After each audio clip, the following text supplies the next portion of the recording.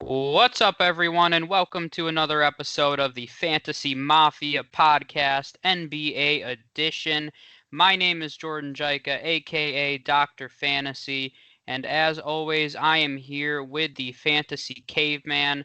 We're going to be releasing two new episodes here where we are breaking down all the each individual team in the NBA and their free agent moves, their trades, their draft. I'm kind of lumping it all into one. So we'll talk about players that they've added, players that they've lost. And then the caveman, because he loves school so much, is going to Yeah, give you a grade for each team. So today we're going to be talking about the Eastern Conference. We're going to go in reverse standing order. Like I said, I'll go through all their major additions, who they lost, and we'll roll through and talk about kind of what the moves mean for them in the future and if they should have went in a different direction and just kind of keep it flowing. So in the yeah. Eastern Conference, starting at the bottom here, we are starting with the Cleveland Cavaliers.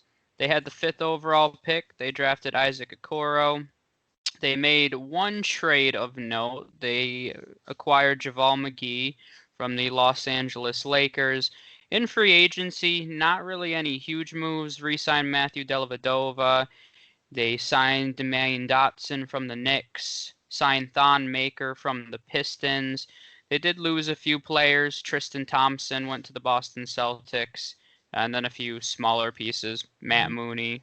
I mean, no one really else major. And they also traded away Jordan Bell and Alfonso McKinney in that deal for JaVale McGee. So, Caveman, what do you think about the Cavaliers here? Oh man, I mean, yeah, they make now to add on to your point, they actually made a couple other minor, just weird, and I have too many unnecessary notes about all like the draft pick trades that teams made and how almost all picks have some kind of some protection or least favorable goes to one team. It's just crazy.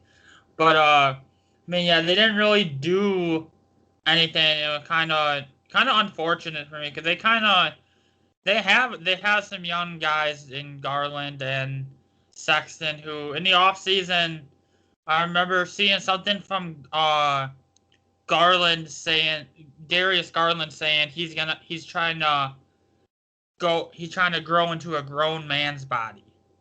Mm. So if Darius Garland ends up being something with Colin Sexton in that backcourt, then maybe. I mean, good. I think it was a curl. I think was a solid pick for him.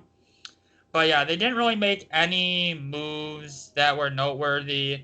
Uh, they also they also signed Thon Maker Hmm. over from Detroit. I don't know if you mentioned him. Uh, but so as far as an overall grade, kind of how I like to kind of judge, how their off season was as a whole. I mean, I give them like a C minus. I mean, Oh. and the only reason it's not a D or an F is because Okoro was a solid draft pick. They didn't screw that up, so yeah, I give them a C minus. Yeah, I mean, this is a team that's rebuilding. They're relying on their youth quite a bit moving forward. As you mentioned, Garland and Sexton, you can throw Okoro into that mix. I like Okoro for them. They did allow the third most points in the Eastern Conference last year. So, if anything, Okoro should help them out defensively, which I think is definitely a huge need for them.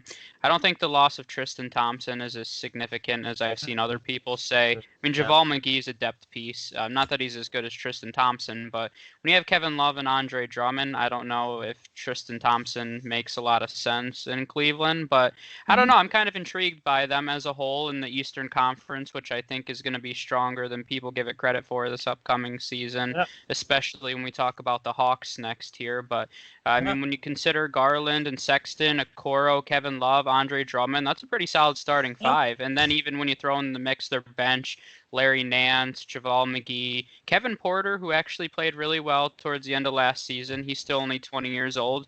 He could develop into something more, or at least be a really valuable bench piece. So, yeah, I mean, I agree. It's an off season where they didn't really do anything good or bad. So I think a grade in the C range just makes sense, honestly, because Yeah. they didn't, to me, if you're getting a D or an F, that means you did something so colossally bad that I don't it's know. not good. I don't know if I gave out a D or an F in this. Wow, you're a nice guy then. You're a So. nice guy. But all right, let's move on to the next one. As I said, this will probably be one of the longer conversations. Yep. The Atlanta Hawks here made quite a few moves, as most people are aware. They drafted Onyeka Okongwu with the 6th overall pick. They also had another draft pick in Skylar Mays, who was 50th overall. In free agency, they signed Danilo Gallinari. They acquired Rajon Rondo, Chris Dunn, Solomon Hill, Bogdanovic over from the Kings, not the Jazz one. There's 2 of them. And then they lost a few guys. They traded away Dwayne Dedman. They lost Jeff Teague. They lost DeAndre Bembry, who played a few minutes for them. I'm not naming all these guys, even though you'll want me to. And then Vince Carter retired, so they did lose Vince Carter as well. But yep. I mean, I would say overall for them that definitely their additions outweigh their subtractions as a whole. I mean, a lot of those names I didn't mention, like Travion Graham, Damian Jones, Skal Labissiere, those were the other guys. So, I mean, really the only one that played significant minutes for them at any point was Jeff Teague. So, more additions here. What do you have for their grade? Yeah, they also acquired Tony Snell in that deal for I think, not saying he'll be a game changer for him, but I think he think he could be a very underrated role player for this Hawks team going forward, because obviously with the moves that they made, they're saying they want to make a playoff push now. I mean, I really like, and I was kind of a little stingy giving out my grades this off. So I gave them a B plus. I think they went into this off season with all this space and like, okay, we're gonna use it and we're gonna use it to, and I think the unfortunate thing for them that goes against their favor is this was a weaker free agent class, which kind of sucked for them. They had all this space, so, and they didn't really. They had to use some of it. So I think they went out and probably got 2 of the best guys that were gonna be available. So, and then Okungwu, very interesting fit. I was a little puzzled at first on draft night because, okay, you got Clint Capella, you got John Collins, but the Hawks haven't really exactly rushed to re-sign John Collins, so he might not be in their future plans, which then Okungwu would make a hell of a lot more sense. Mm-hmm. But yeah, I like them going forward. I don't now. Do I think they'll make the playoffs in the Eastern Conference? I mean, that's a lot. That's a lot. I think you're gonna see a lot of guys take step forwards for them, and Trae Young's gonna be a beast this year, especially in fantasy. But I think he'll be more efficient this year. I feel like you don't like Trae Young. You just think he jacks up shots and just because he does. But I think he'll become much more efficient this year with all the weapons that are around him. But I like the offseason for the Hawks. I kind of like the moves they made to try to make a playoff push, and we'll just have to see if it works out for them. Yeah, I mean, I definitely think they're going to make a playoff push, and the reason I think so is they're arguably the deepest team in the Eastern Conference right now. I mean, they legitimately, when I'm looking at their depth chart right now, I would say 13 players deep right now. I mean, and I can't really think of many other teams that, when you talk about Tony Snell, who's, at the worst, a very, very strong defender. I mean, he doesn't offer much offensively, but, I mean, he's one of the, he's a very strong defender. So he's really like their 13th man right now when you look at it. So, I mean, this Good. is a really, really deep roster right now, and I think that at least serves a team well when you're going through the course of a long season. Maybe they'll get bumped out in the first round of the playoffs because they can't compete with the talent of some of the other playoffs teams. But throughout the ups and downs of an entire long season, I think the moves will benefit them in a huge way. I mean, and I mentioned this with the Cavaliers, and it's always a theme with these bottom tier teams, but the Hawks allowed the most points in the entire NBA last season. And I mean, they definitely made moves where they're trying to rectify that. Even if Okongwu comes off the bench, he should be a huge, big time defender for them day one. Rondo is a great perimeter defender. Chris Dunn is arguably a top 10 perimeter defender in the league. Nobody talks about him, but he's really that strong of a Bogdanovich defender. is really solid defensively as well. Yeah, Bogdanovich adds not only a solid defensive presence, but a shooter that can play alongside Trae Young. So, yeah, I mean, I think that they definitely had the best offseason of anybody, in my opinion. And Yeah. I think they should definitely be in the playoff race. I think, somewhere between 6, 7, 8 in that range. And I think it'll be fun to watch him, if anything. This is a big year for Trae Young to really see what kind of player he's going to be. Yeah. All right, next we have the Detroit Pistons, who actually have. There's a lot of names on this list There is here. a lot of there's a lot they just made a lot of trades too. So they drafted a few players. They had ended up with 3 first-round picks: Killian Hayes, 7th overall; Isaiah Stewart, 16th overall; Sadiq Bey, 19th overall, and then they did have a second-round pick in Saban Lee, who was 38th overall. Mm-hmm. They acquired a few guys through trade: DeLon Wright, Fizana Musa, Rodney McGruber, Dwayne Dedman.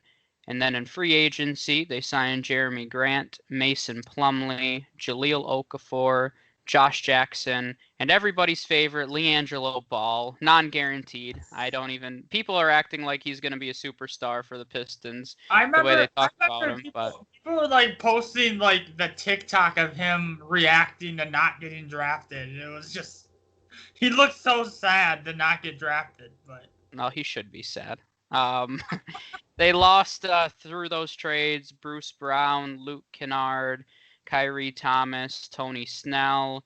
Through free agency, they lost Christian Wood to the Rockets, Langston Galloway, John Henson, Brandon Knight, Thon Maker, Jordan McRae, Derek Walton, Jordan Bone, Lewis King.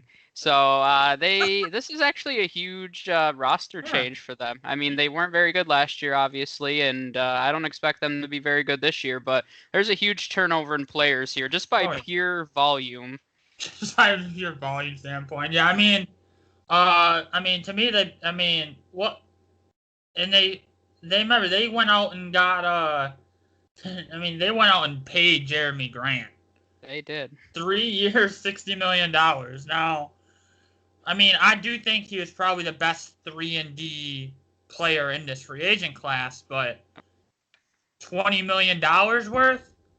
I mean, the Detroit's in a situation where if they wanted a guy like that, they were gonna have to overpay, and that's kind of what they did there. So, but yeah, I like the Killian Hayes pick for him. I think he's their point guard of the future. I wouldn't be shocked. I think Killian Hayes starts from day one for him. Which always how I kind of like when a guy is thrown in there to start off, like here you go, here's the keys, let's see what you can do. Mhm. I give them I gave them a B minus. A lot of moves. I mean, yeah, like I said, they made 1, 2, 3, 4, 5, counting a total of 6 trades, which might be second only to the Thunder, who we'll talk about when we talk about the Western. Oh God. Not looking forward to that. But I mean, yeah, I do think the loss of Christian Wood's gonna hurt them a bit. Now for this team, I mean, he ended up signing a 3-year, $41 million deal with Houston.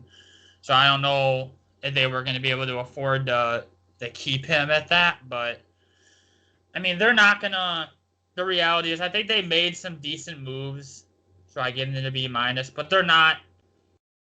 They're not going to be a playoff team at all. They're probably going to be one of the bottom 2 or 3 teams in in the East. But I do think with going forward, and they got Julio Okafor as well, and Josh Jackson from Memphis, who could pan out to be really good for him.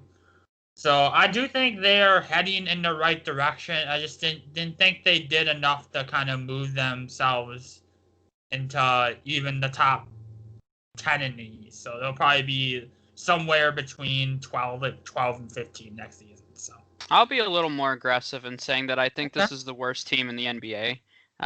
Worse than the Knicks? Yeah, they're worse than the Knicks. Wow. Who is the Pistons' number one offensive threat right now? Jeremy Grant? Is that their number one offensive threat? I'm not counting on Blake Griffin. So their number one... Killian Hayes as 19-year-old from overseas. I mean, that's embarrassing. This is a terrible roster. And, I mean, they're going to have to hope... Josh Jackson has potential. Yeah, I mean, he has potential. He was a top 5 pick before, but... Killian Hayes needs to turn into a superstar. I mean, this was one of those organizations where we said that they need a superstar. I mean, you don't win in today's NBA without a superstar. Still Derrick Rose. Yeah, exactly. So Derrick Rose, if we're being 100% honest right now, he was fine. Derrick Rose is probably their number one offensive threat right now. That's what I mean. That's why I think this is like. I mean, looking at other rosters, this is the worst team in the league to me. Maybe maybe they won't end up that way because defensively, I think they'll be pretty decent actually. Mm-hmm. A lot of those names that we mentioned, even like DeLon Wright, Jeremy Grant, Sadiq Bey, Josh Jackson, those are all pretty capable defenders. Even Mason Plumlee. So I think that. I do like some of their under-the-radar signings. I like the Julio Okafor and Josh Jackson, like you mentioned. Those are low-risk, high-reward signings that can pay huge dividends for a team. So if one of those guys surprises, maybe this team finishes higher than I think. But, I mean, this is, I think is their upside. Yeah, I mean, that's optimistic, I still think. But I have no faith in this roster. So let's see if we're more optimistic. Speaking of terrible rosters, next, we have the New York Knicks. So that's a great segue. The New York Knicks had 2 draft picks, Obi Toppin, 8th overall, and Emmanuel Quickley, 25th overall. Acquired 2 huge names in a trade, Amari Spellman and Jacob Evans. That should really turn around their season next year. In free agency, they acquired Alec Burks, Nerlens Noel, and Austin Rivers.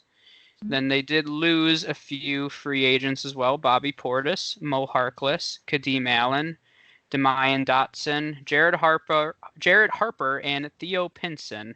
And via trade, they lost Ed Davis. And then they also waived Taj Gibson, Wayne Ellington, and Kenny Wooten. So, Caveman, are the Knicks championship ready?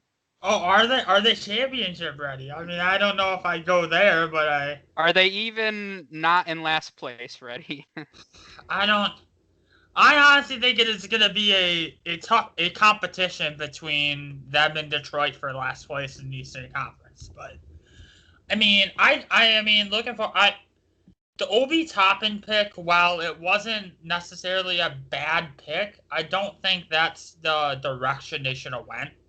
I think solid value at 8th overall, but Emmanuel Quickley could be a very under the radar pickup for him. He can put the ball in the basket, and that's kind of what the Knicks need. The Knicks need guys that can just score. Like that's the bottom line. I mean, Austin Rivers. I like the Austin Rivers signing. It's kind of. You kind of look at this team, and it's kind of might be Austin Rivers might be their most reliable offensive threat right now. That's hurtful. And you paid, I mean, hey, they signed into the big bucks 3 years at just under $10 million. So he got the big bucks. But yeah, they're not. And I gave them a C+. They didn't necessarily screw up the Obi Toppin pick. I love the Quickley.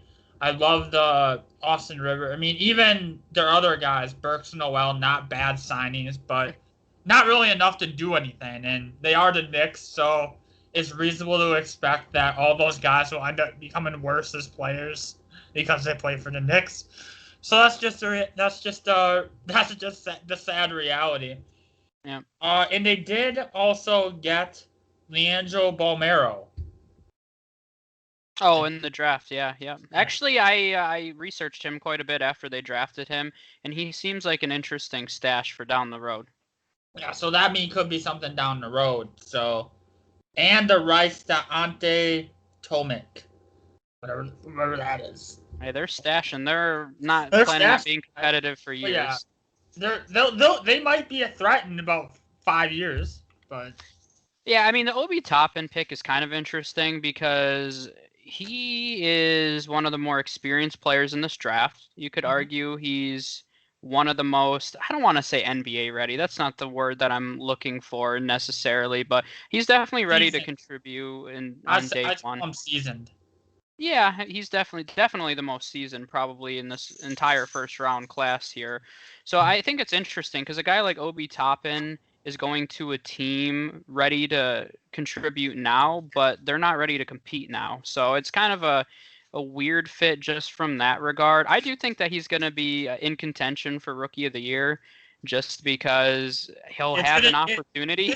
This reminds me of this. If he wins, it's gonna remind me a lot of Carter Williams' rookie year when he won.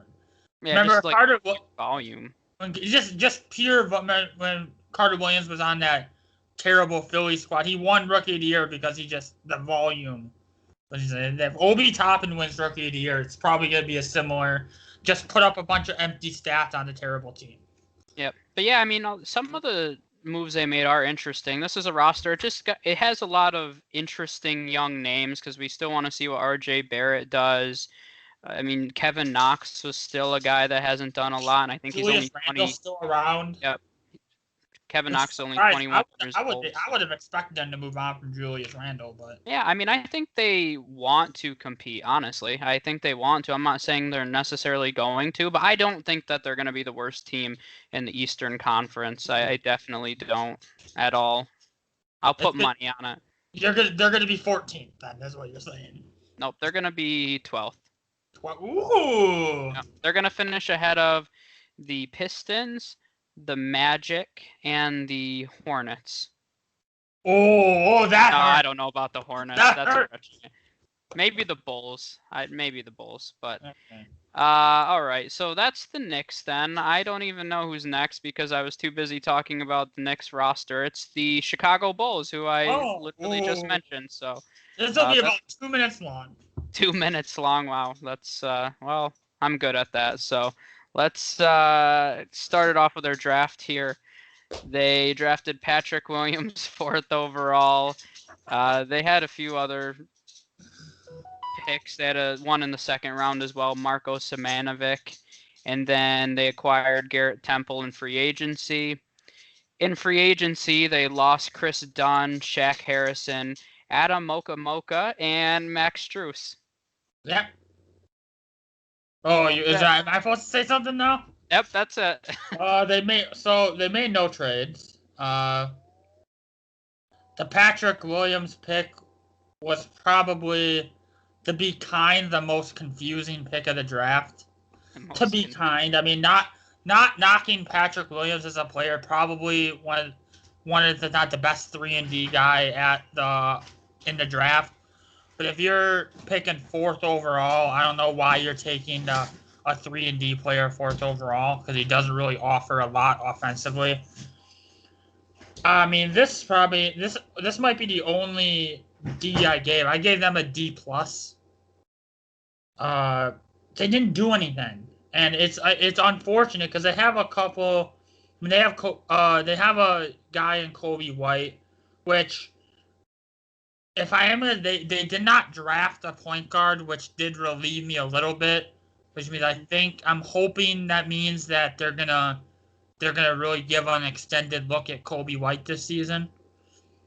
So if that's the positive, I could say, is that they didn't screw up Kobe White, but that's all I got. They're gonna suck. they're going to be one of the bottom 3 teams in the Eastern Conference next season. Yeah, they definitely should be. I mean, I don't think their roster is as bad as you think. I mean, they have some at least intrigue there, and I'm glad I mentioned Kobe White a billion times, I think, this offseason. The guy's 20 years old, and the last 2 months of the season he played, he averaged over 20 points in both those months.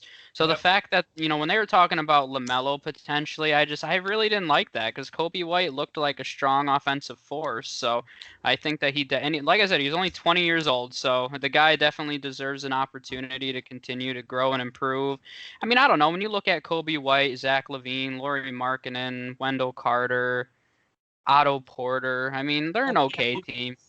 They'll probably still be one of the bottom 3 or 4 teams, but I mean, there's not really much to say here. They didn't make a lot of moves, so Exactly. I guess we'll just move on to the Move next on. one then. The Bulls were pretty bad last year, and they're going to be pretty bad this year. There's your synopsis. So the next one is an interesting one.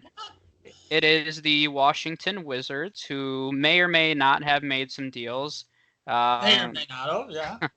They acquired Russell Westbrook from the Houston Rockets. In the draft, they drafted Denny Avdija 9th overall and Cassius Winston 53rd overall. In free agency, they acquired Anthony Gill, Robin Lopez, Raul Neto, and then they lost via trade Admiral Schofield and John Wall. And then in free agency, they lost Jerian Grant, Ian Mahamani, Garrison Matthews. I never like saying that guy's name. Garrison Matthews. I think it's pronounced Mahimi. Nah, that sounds terrible. I don't like that. Jerian Grant, Garrison Matthews, Shabazz Napier, Gary Payton, Jared Uthoff, and Jonathan Williams. What do you have, Caveman? Oh man, what do I have? I mean, where do we start with this, man? I mean, I'll say the meat and potatoes of my excitement for my last point, but the Denny Avdija pick, while I wasn't high on him going in, as I mentioned when we did our profile, I think it was a no-brainer for him to slip to 9th. Just we're talking just based off potential alone. I think that's it was a good pick for him. Then Cassius Winston, I think, very under the radar. He's probably if we're talking about like most NBA ready guys, he's probably one of the most NBA ready guys in the draft. The Robin Lopez signing I'd like. I mean, I kind of was sad to see him go from Milwaukee, but he got 7.3 mil. I think was a really decent payday for him. Mm-hmm. Now the Russell Westbrook signing, the Russell Westbrook trade. I mean, I honestly think they kind of mopped the floor with the Rockets in this deal. I mean, to start off, it was clear as day that the John Wall and Bradley Beal pairing wasn't gonna work. They didn't like each other. They didn't seem like they fit together the greatest on the court. I think Russell Westbrook, especially when you see what Russell Westbrook's come out and said since the trade, I mean, you kind of have to take it as a grain of salt at this point. But Russell Westbrook said he doesn't care about championships. He said his number one goal is to make Bradley Beal better. So if Russell Westbrook has that mindset, and I know you hate Russell Westbrook with a passion.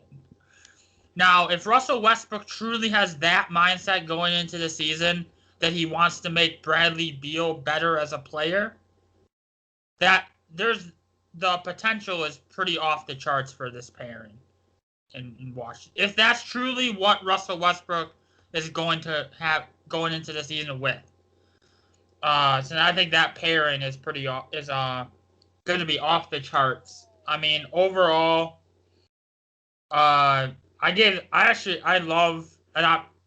to admit this might be a little biased here, but I gave them an A-. Oh my gosh, better than the Hawks. Yes. I mean, I honestly think, especially with hearing Russell Westbrook's comments that he's made since the trade, I mean, I think this pairing could do wonders for them. And I'd bet my life savings that they're a playoff team next season. Your life savings, all right. Yeah, I mean, we talked about this trade already. I do think it's a good fit for Russell Westbrook, better than Houston anyway. I mean, I don't think that was going to work from day one, and I've always said that. But yeah, I mean, they should definitely make the playoffs. I mean, we saw Russell Westbrook take the Thunder to the playoffs pretty much by himself one season, and I mean, this with Bradley Beal, even Thomas Bryant, Davis Bertans, they have some names here. And I think they've surrounded Westbrook with some shooters, which I think is one of the keys to being successful with Russell Westbrook. So this team was very terrible defensively last year. I think they'll be a little better, even with an under-the-radar guy like Robin Lopez as well. So yeah, I mean, they'll be competitive in the Eastern Conference. So I think an anything is a little over the top, but it was definitely a successful offseason. Richard Jefferson. No, we remember when we were talking about where we think the Wizards will finish. We said like 6 is like the upside for him. I was watching Richard Jefferson on the Jump the other day, and he said the Wizards will finish as a number 5 seed. Oh, he likes some. I need to start listening to Richard Jefferson. Yeah, actually, Richard Jefferson's pretty good. I watched the Jump. Actually, we have back-to-back teams here that are pretty interesting. So we're going to go to the Charlotte Hornets next. All right. Who had another interesting offseason here. Through the draft, there's a lot of players they acquired. Drafted LaMelo Ball, 3rd overall. Vernon Carey Jr., 32nd overall. Nick Richards, 42nd overall. Grant Ryler, 56th overall. Then they also added Gordon Hayward. Everybody's aware of that massive deal. Everybody's aware of that by this point. And then they lost a few guys. Dwayne Bacon, Bismack Biyombo, Willie Hernan Gomez, Kobe Simmons, and Ray Spalding. What do you think of this offseason, Caveman? Oh, they also finally, very sad that they lost Nicholas Batum as well. I mean, that's so sad. They lost him he's the Clippers problem now. But, I mean, starting off, I mean, as a LaMelo Ball fan, I question the fit. I mean, they still have Terry Rozier and Devontae Graham, who I liked what I saw from Devontae Graham last year. Yep. So I'm kind of questioning how that fit's gonna work, at least initially. I think personally for me, I think it makes the most sense to send Terry Rozier to the bench. And I think that would make a one nice second unit when you got Terry Rozier out there. Mm-hmm. But I mean, I was very excited for this offseason for the Hornets. I mean, and then they decided well, technically it was a sign-in trade with Boston for Hayward. Technically, Boston got 95 more draft picks. So, but I mean that $120 million though. I mean, what? I mean, I get you could argue maybe he was the best player available in the offseason. You could maybe argue that, but he's not a $30 million. That's almost a max deal for Gordon Hayward. I mean, let's be honest. He's not close to a max player.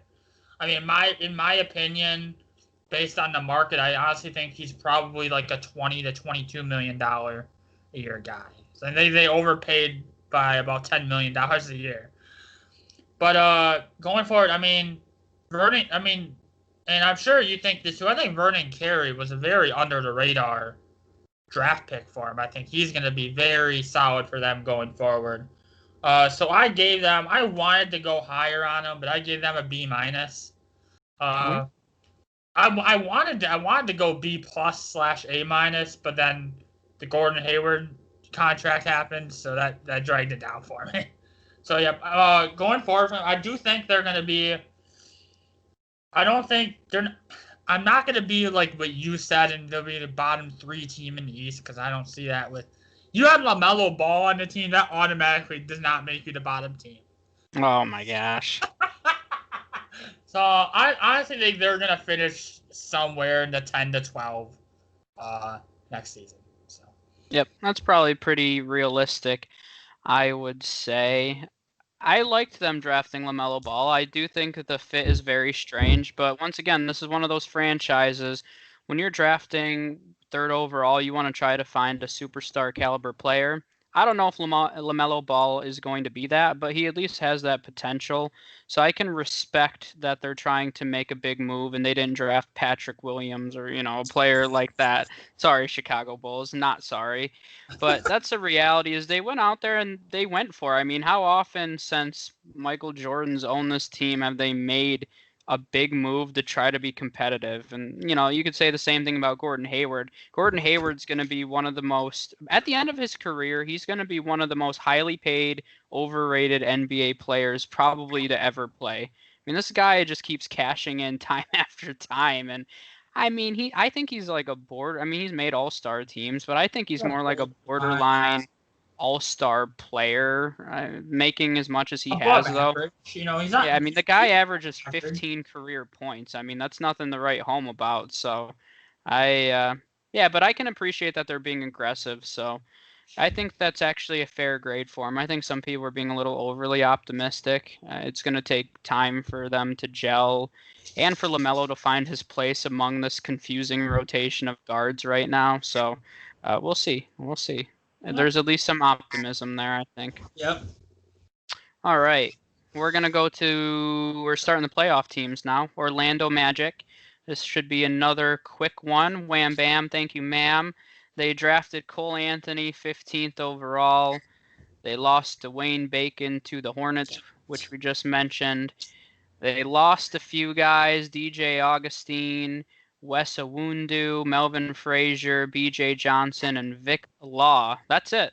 That's all that my list I had. remember, man, I was looking over, I saw the Vic Law name, and I remember him I watched him in college a couple times, but very solid college player.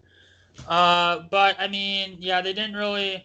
I like the Cole Anthony pick for him. I think the Magic are another team that kind of needed that superstar potential guy, and it's rare that when you're drafting 15th overall that you're gonna find a guy that has superstar potential. And I think Cole Anthony has that superstar potential. So I love the pickup for him. If Cole Anthony doesn't pan out, I don't think it's the worst thing in the world for him. No. But they did make one trade that involved about 45 draft picks between a couple teams, but that's not important. I mean, I think the DJ Augustine loss hurt some a bit. They did re-sign Michael Carter Williams. Oh boy. So he's back. He's that. I mean, I wanted to give them an A+ based off that re-signing. But no. I gave them a C. We didn't really, and the only reason they didn't get a lower grade is because I like the Cole Anthony draft pick, but that's not really enough to really get a high grade just because you made a good draft pick. But they didn't really do anything.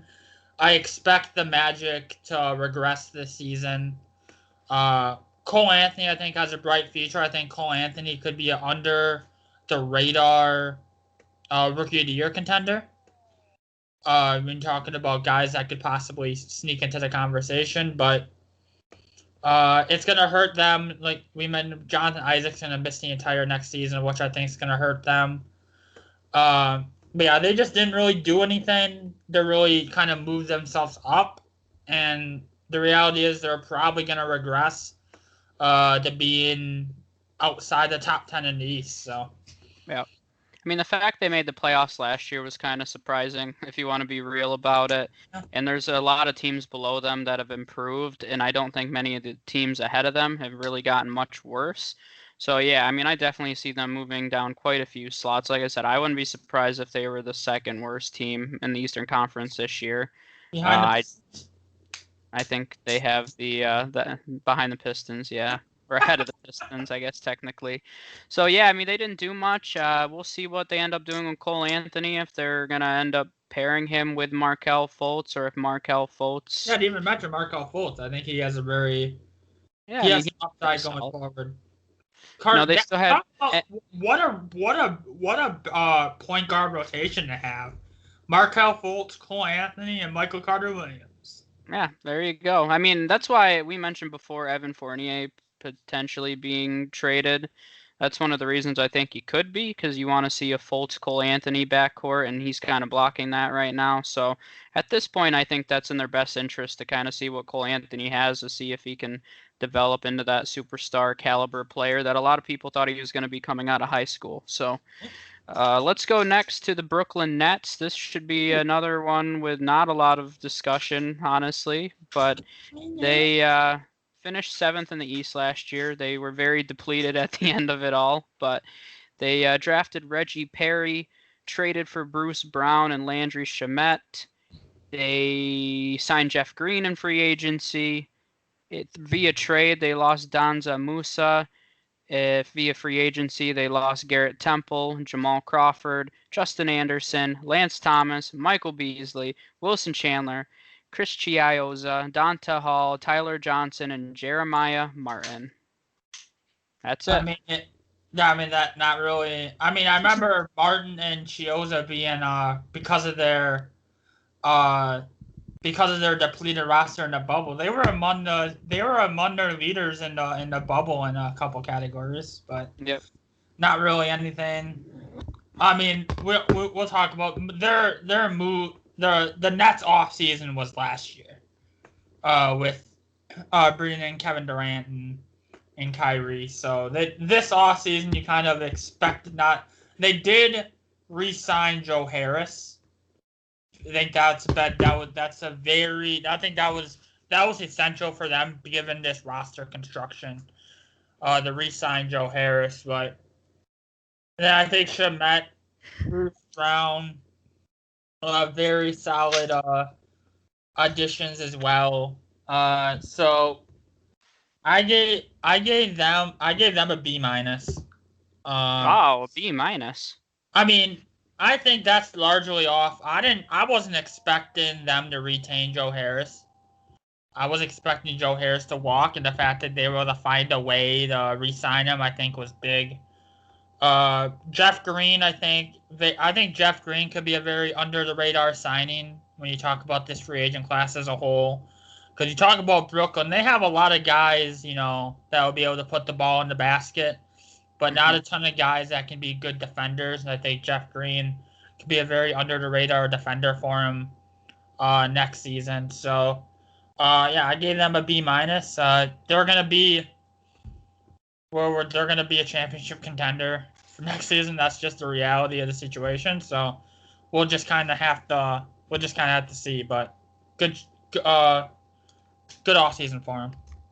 Yep, I mean, they're going to be one of those teams that clearly moves up in the standings this year based on Kyrie and Durant being back. So they didn't really do a lot, but they kind of kept the status quo, which in this case is actually a good thing. Sometimes that's not a good thing, but in this case, I've mentioned before, I actually like their lack of moves personally because I didn't want them to get cute and sign or trade for a James Harden, which I guess could still technically happen. Probably But not.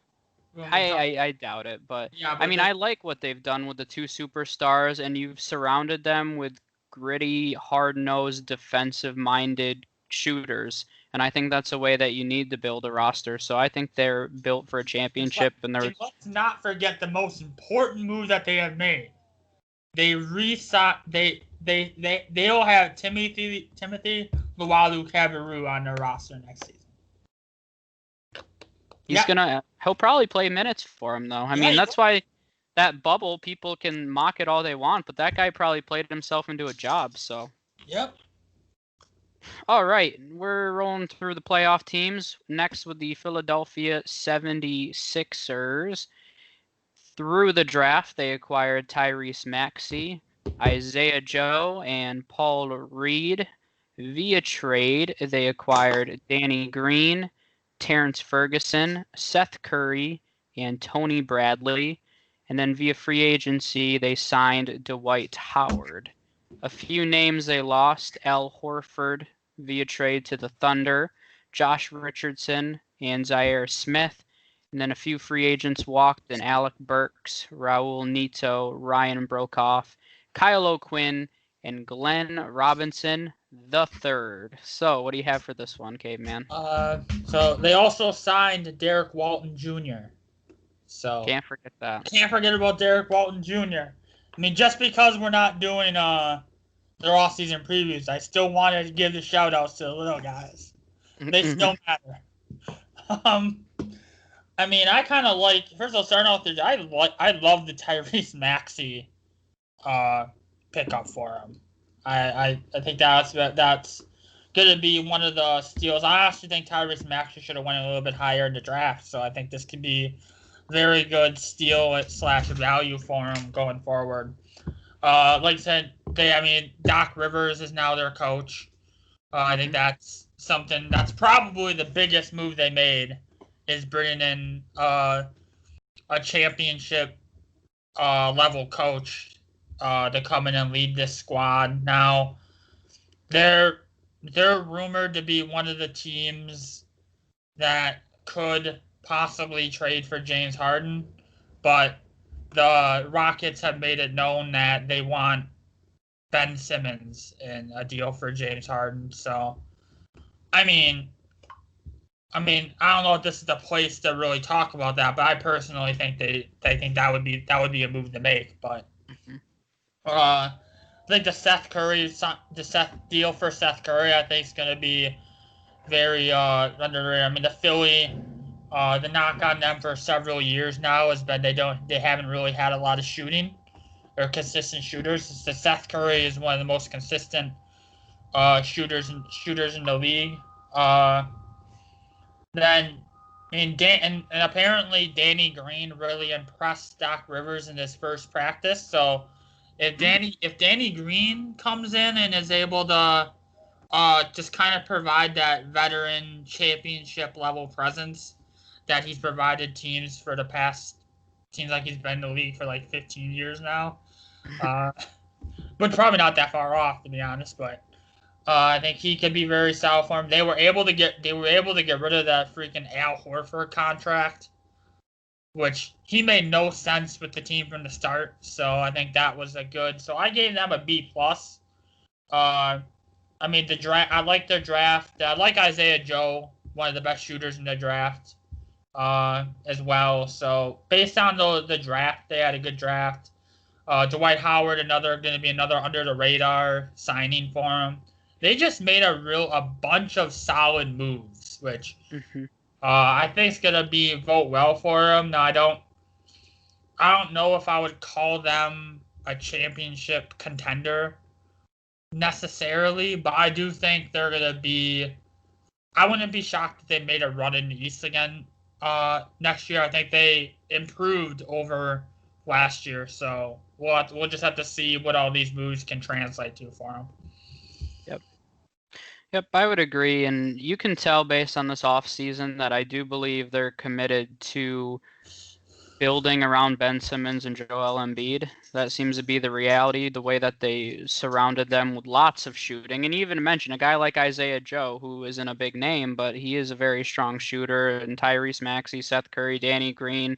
This was a team that really relied on strong defense last year, and they added more shooting. So, yeah, I mean, they definitely put themselves in a better position to contend and to compete. So I don't expect them to win many more games than they did last year, but they definitely should be better than they were. So let's go over to the Eastern Conference champions then, the Miami Heat.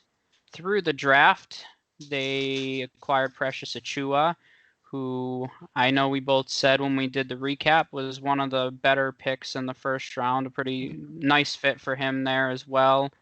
Via free agency, they acquired Mo Harkless and Avery Bradley. Avery, yeah, that makes sense. Avery Bradley. And then they lost Jay Crowder, Derek Jones Jr., Kyle Alexander, Solomon Hill, and Gabe Vincent. Very, very quiet, but at the same time not quiet. And they extended Bam to that huge deal. Oh yeah, just to throw it. Oh yeah, they gave Bam a max contract, but and I think deserved for him too. Uh, but I mean, yeah, starting off, and we both mentioned that the Precious Achua was a good pickup. I honestly thought that the Boston might have went the Precious Achua route, but I do think that losing Jay Crowder is gonna hurt a little bit. Uh, now he got a decent contract from Phoenix, but uh, Avery Bradley is going to be a very under the radar signing for him to kind of make up some of that defense and provide them with some shooting as well. Mo Harkless is kind of the cheap, lesser version of Jay Crowder, Yep. and much cheaper, I would add, than what Jay Crowder ended up getting. Um, I don't.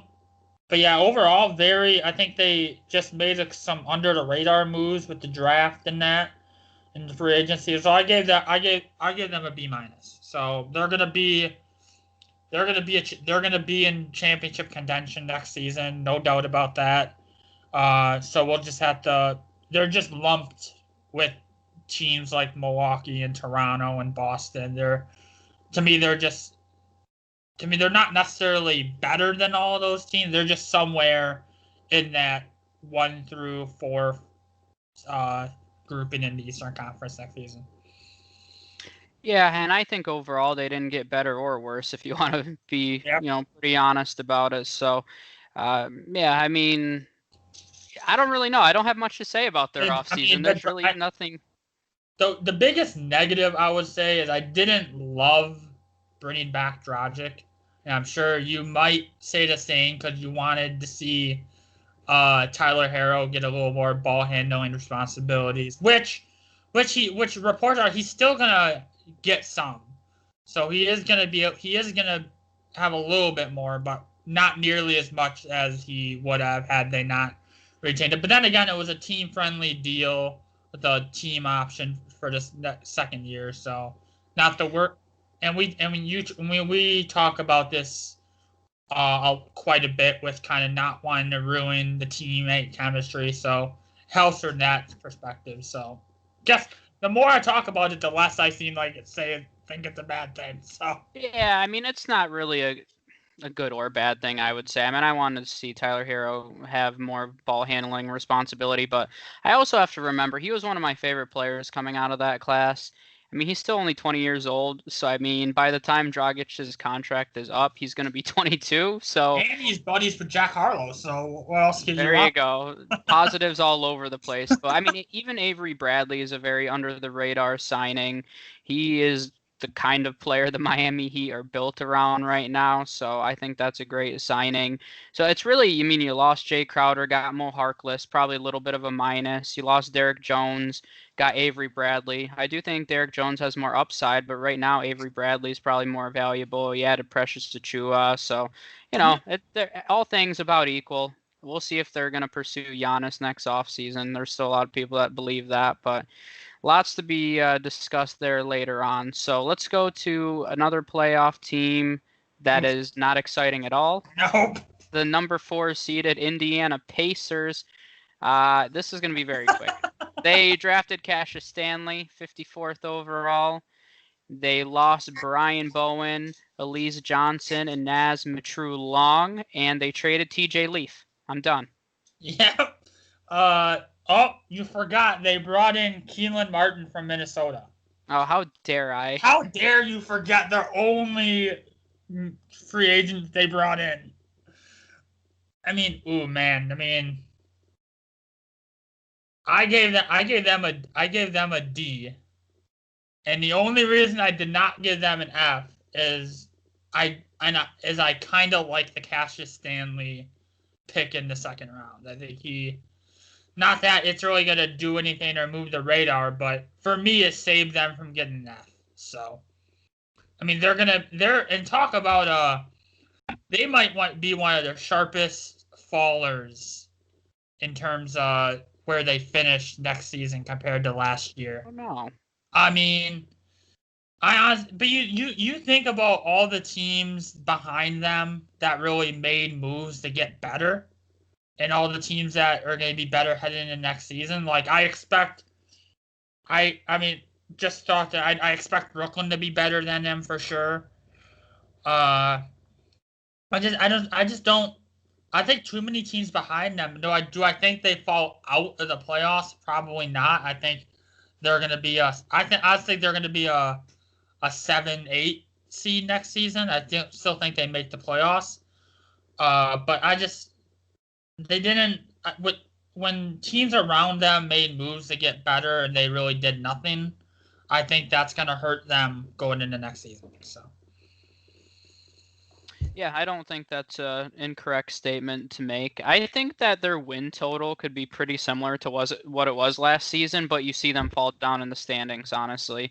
Because I don't think they've gotten that much worse. If TJ Warren plays at a high level, similar to how he did in the bubble for an extended period of time, that could be a huge improvement. Victor Oladipo wasn't very good, so I mean, there's some keys there to where they could potentially be better than they were last year, but still fall down in the standings just because I think those other teams are going to be much, much improved. So, yeah, but there's really not much you can comment on. It's just kind of the status quo. Their starting five is very good with Brogdon, Oladipo, Warren, Sabonis, and Miles Turner right now. I mean, that's a very Their strong bench, not so five. much. They don't. No, then they have nothing, but they have Doug they have McDermott and they have Cassius Stanley now. So. both the holidays, I believe, made it through this offseason. So I guess that's their bench now. Yep. All right, let's go to Boston then is next. All right. In the draft, they ended up with 2 first-round picks, Aaron Nesmith and Peyton Pritchard. Then in the second round, they got Yam Madar.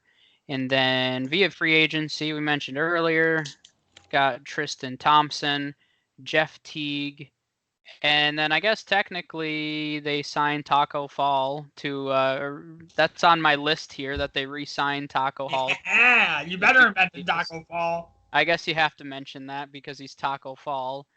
And then via free agency, they lost Gordon Hayward and Brad Wanamaker. And then via trade, they lost Vincent Poirier and Enos Kanter. I mean, yeah. I mean, they had a very interesting offseason. Starting with the draft, I mean, I understand the Neesmith pick for him. I don't think it's a bad one, but I definitely would have liked them see him go in another direction. I've mentioned several times I think they should have went with Precious Achua, but I mean I get it. You can never. There's no such thing as too much shooting. And that's all I'm gonna say about Aaron Neesmith and shooting. Peyton Pritchard, very under the radar signing, especially with the uncertainty at point guard beyond this year with Kemba Walker being a free agent next season. Not saying that Peyton Pritchard's coming in and is going to be the future of that point guard position, but they're going to have a lot of uncertainty after this season at the point guard position. So, then I mean they made 3 trades that involved 85 draft picks, so kinda is what it is. They made a couple of deals for picks that are going to be in 2025. So overall, and they were able to escape the Gordon what happened with Gordon Hayward, which was actually a sign-in, was actually technically a sign-in trade with Charlotte, but overall I gave them a B. I mean, I love the Tristan Thompson signing. I think that's going to be, when you look back at this free agent class, I think that's going to turn out to be one of the top 5 free moves that were made this offseason. He provides them with that big man, some big man depth that they really lacked. I mean, you look at last season, their only reliable big man was your boy Daniel Tice. But I don't think that's enough, especially going forward. We saw in that series versus Miami, Daniel Tice got abused time and time again by Bam. So I think Tristan, in a theoretical matchup versus them again, I don't think Tristan Thompson gets bullied by Bam like Tice did. So I like that move. So overall, a solid B for him. Yeah, and I mean, this is another, as we're getting to the top teams here, some of them are built for championship runs and championship contention, and the Celtics definitely fall in that category. So to me, the goal is, it's hard sometimes, especially with cap restraints, to improve a team like this, especially if you want to retain all your young players. So really, I think the goal is to not get much worse a lot of times for these teams because they're already set up to be competitive. So I think they accomplished that this offseason. I think they have a lot of questions to answer moving forward, especially when Kemba's gone. But we'll see. I still feel like their off season is to be continued. I still think that something could happen before the season starts. We'll see if The that. possible they're still being linked to Miles Turner. Well, Yeah, and I think that'd be critical. That's why the Tristan Thompson signing, I like it, makes sense for him. I just feel like they probably could have done better than Tristan Thompson and gotten oh, a better. they probably could have, but I think with what they were willing to spend with Yeah, their, that's the problem. I Go mean, get John Collins. I mean, not no offense to Christian Thompson, but I think John Collins is going to command a little more than 2 years and $19 million. I So don't think so. I I think it'll think be for about what they 10. were willing to spend, I think Tristan Thompson was good. I think Yeah. he was a good signing. Oh yeah, I mean it makes a lot of sense for him. So no real enormous moves there, but we'll go over to the Toronto Raptors now, wrapping it up here. They drafted Malachi Flynn in the first round and then Jalen Harris in the second. Signed a few guys, Aaron Baines, Chris Boucher, who they re-signed, DeAndre Bembry from the Hawks. Alex Len came over from the Sacramento Kings, and you have to mention they did re-sign Fred VanVleet. Yeah. And they lost a few players as well: Serge Ibaka, Marc Gasol, O'Shea Brissett, Rondé Hollis Jefferson, and Malcolm Miller. hmm I mean, starting off, I like the I really like both picks, but even Jalen Harris I think was solid. It 50 with the second to last pick in the draft. But I think Malachi Flynn makes sense. I mean, especially with the uncertainty of Kyle Lowry going forward. Now, I honestly like this is Kyle Lowry's final season on his major deal. I'm assuming Kyle Lowry isn't going to retire after this season. It's not like he's still unable to perform at a high level. So I honestly would not be shocked to see Kyle Lowry back with Toronto next season obviously on a much cheaper deal. So we'll kind of have to see there. But even so, Malachi Flynn provides them with some solid youth point guard depth going forward. So I like that move for him. You mentioned that they re-signed VanVleet. I think this is one where we're kind of on opposite ends of this. I wasn't necessarily thinking they needed to re-sign him. You definitely, I'm sure, really loved the re-signing of VanVleet, but still not bad. I think it's very VanVleet got paid, deserved for him. I'm just surprised it was with Toronto. But I was a little surprised they didn't retain Ibaka or Gasol. I didn't expect them both to walk.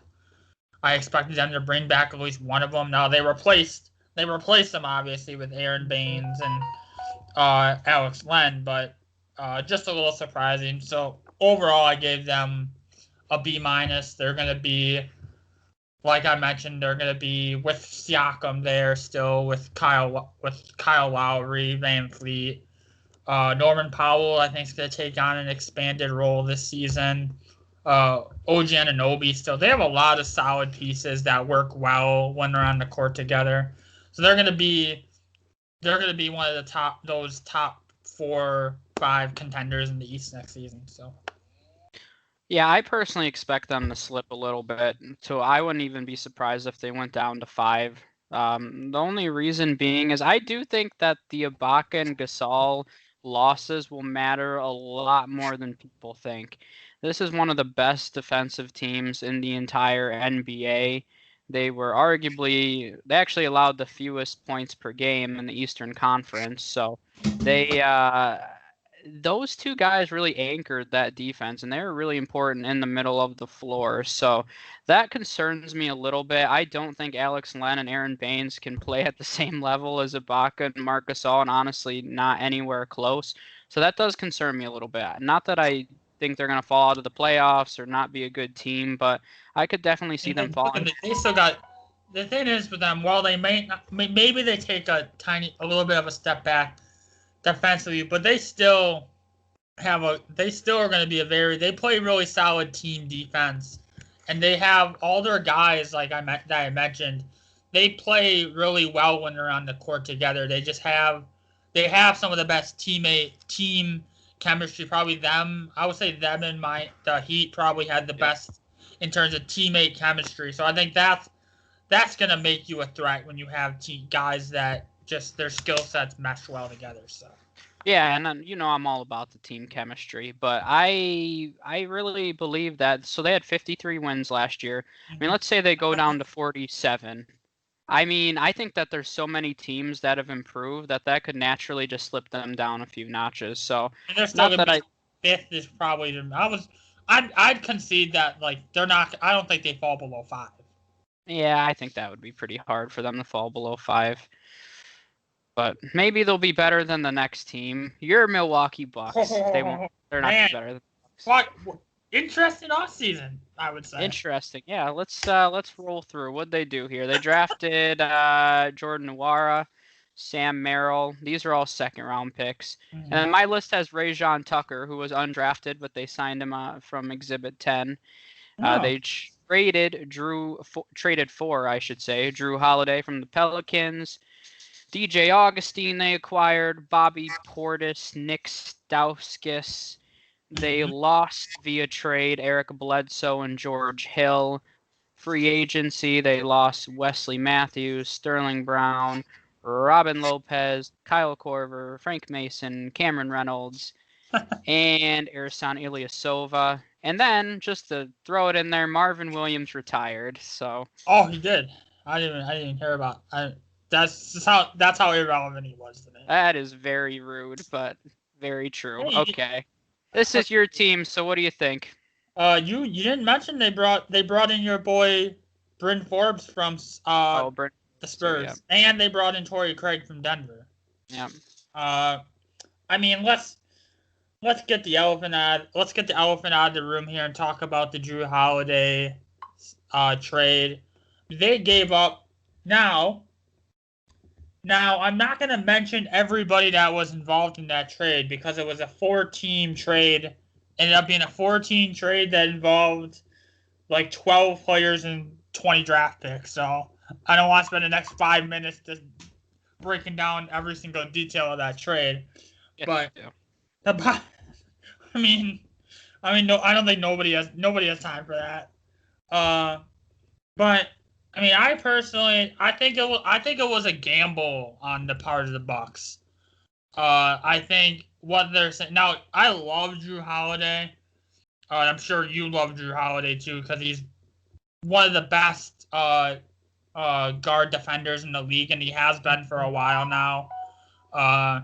So I think that's good. Not that Bledsoe was bad because Bledsoe got all defense second team last year, but Drew Holiday's just been that dude his whole career pretty much. So I think that's gonna help the Bucks now. The moves they made. I mean, I think losing Wesley Matthews is gonna hurt a little bit. Robin Lopez too. That one surprised me a little bit. I honestly expected Robin Lopez to stay, but I understand that one. DJ Augustine is very under the radar signing, especially with losing George Hill. I actually like the Jordan Nwora, their second round selection. I mean, I don't, and obviously I haven't even mentioned the biggest off season. And maybe probably an entire NBA, I would say, and that's the the whole Giannis situation. I mean, that you can't. I wanted to try to go talking about the Bucks without talking about Giannis, but you just can't. There's just no possible way that you can do that. No, you can't do that. He has, I believe, he has about like another week, like a week and a half or so to sign that supermax that he's eligible for. But that's what's gonna make or break this team, in my opinion. I mean, obviously, I think they're done making bigger moves. They're not gonna go out and trade for James Harden. They don't have the assets that when we were talking about this when that came out. But they don't really have the assets, so that doesn't really.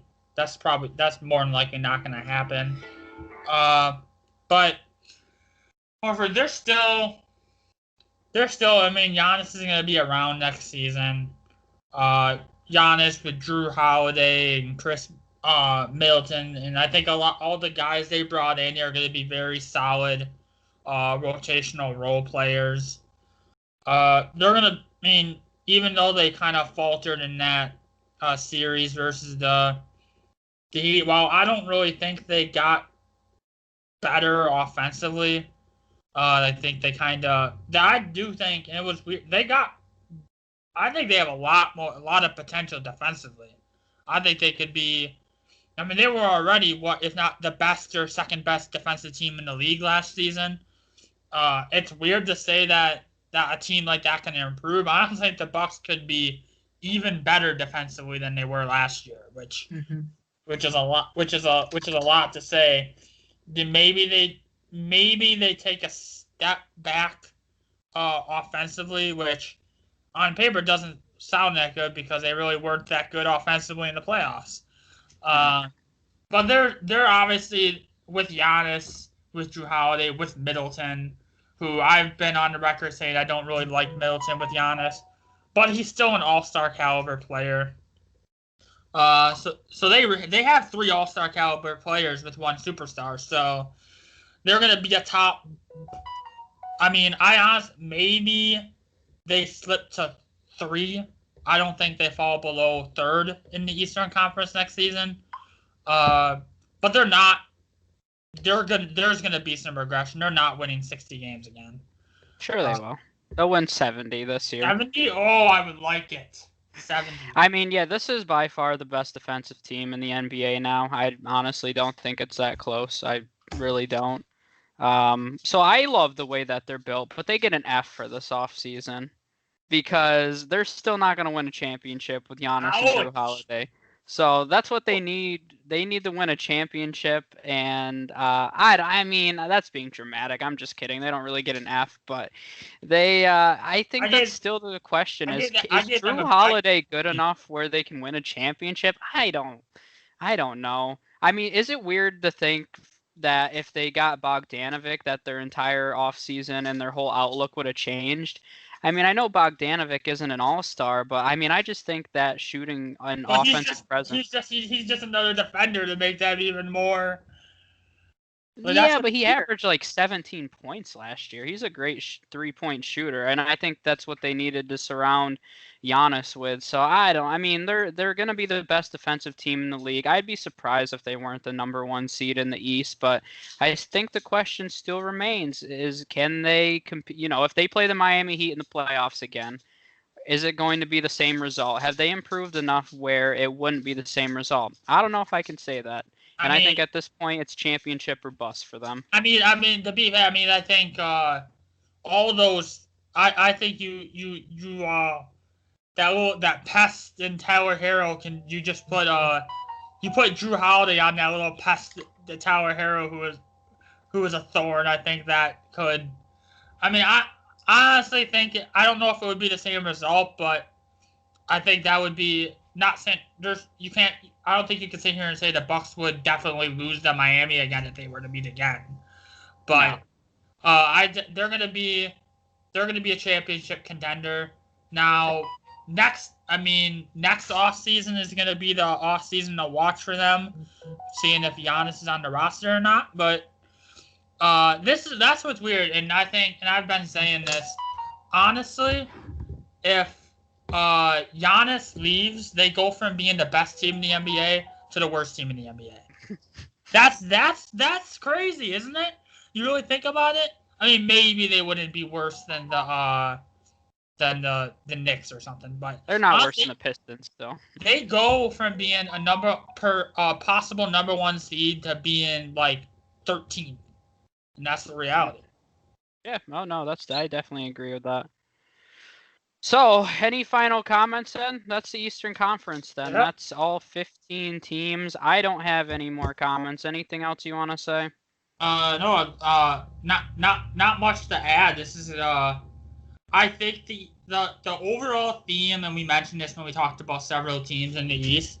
I think the East got better as a whole, and I think that's what you can say. I don't think they're. I still think they're not as good as the Western Conference, who we will talk about next. But the East is on the come up as a conference. So.